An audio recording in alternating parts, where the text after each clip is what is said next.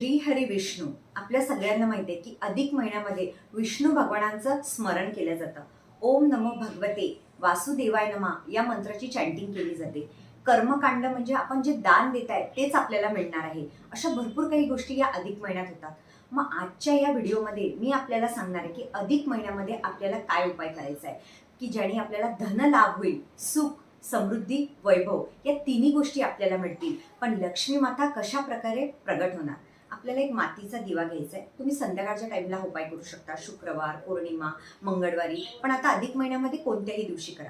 त्या मातीच्या दिव्यामध्ये तुपाची फुलवात म्हणजे गाईचं तूप, त्याच्यामध्ये 2 लोंग आणि थोडी हळद, जी आपल्या घरी हळद असते ना पेस्ट, ती टाकायची. त्यानंतर श्री हरी विष्णू आणि लक्ष्मी मातेचं स्मरण करत हा दिवा लावल्यानंतर तुम्हाला तुळशीजवळ ठेवायचा आहे आणि तुमची जी पण प्रार्थना असेल मनापासनं ते ईश्वराला म्हणा की हे ईश्वरा, हे लक्ष्मी माता, हे विष्णू भगवान, आम्हाला या संकटामधनं बाहेर काढ आणि मार्ग दाखव.